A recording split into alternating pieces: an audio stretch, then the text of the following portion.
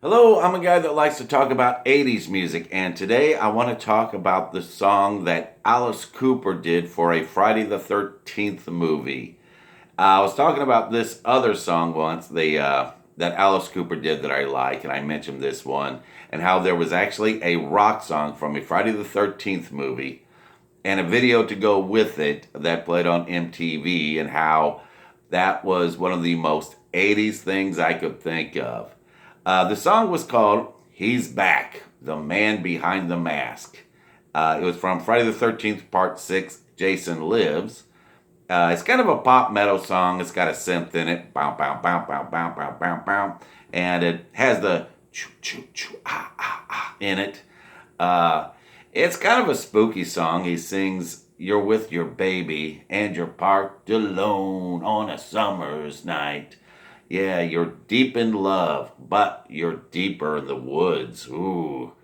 Some might say that I should wait until Halloween to talk about a song like this, which it is a pretty good song for Halloween.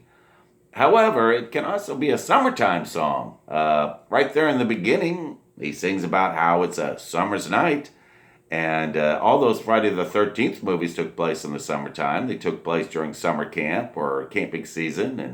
And there are times in those movies when girls go skinny dipping in the lake. That happens a lot. So you know it's got to be summertime and not autumn time. It's too cold to go skinny dipping in October.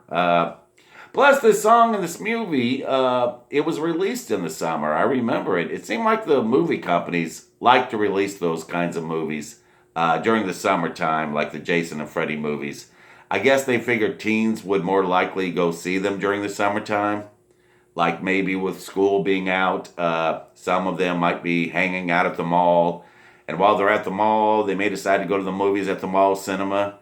For those who remember mall cinemas, or maybe they figured that teenage boys would have summer jobs, mowing grass or whatever, and so they had more money, and so they had money to go to the movies. I mean, I'm pretty sure that's who they were mostly marketing these movies to, teenagers and especially teenage boys, which is probably why they had so many scenes of girls going skinny dipping.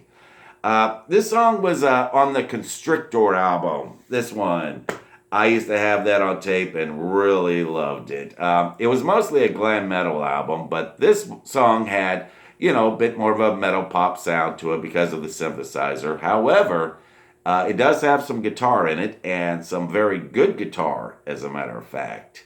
I think the guitar solo in this song is so good. I was talking before about the guitarist, Kane Roberts, and he was the guitarist that played on the album, and I was having some fun making fun of him because of how he looked, his whole Rambo image thing, but really, I really do think he's a great guitarist. Kane Roberts and Alice Cooper wrote this song together with a guy named Tom Kelly. Now, most people probably never heard the name Tom Kelly, but if you're around in the 80s, you've heard his work.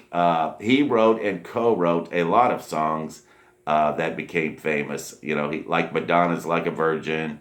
Yeah, that's his work. Cyndi Lauper's "True Colors," the Bangles' "Eternal Flame," Whitney Houston "So Emotional," etc. Yeah, the same guy who gave us "Like a Virgin" and "Eternal Flame" also gave us the song about Jason. And there's actually two versions of the song you can hear. One of them, the famous one, is of course the one that was on the Constrictor album and the music video and the song that played on the closing credits of the movie. But there's another faster paced one that was recorded, but it got rejected. But Alice had it on one of his compilation albums. It was a faster paced version, one that you could almost dance to. So if you're having a Halloween party and you want people to dance to a song about Jason, you can play that song. Or you can play it during the summertime if you just like dancing to songs about Jason.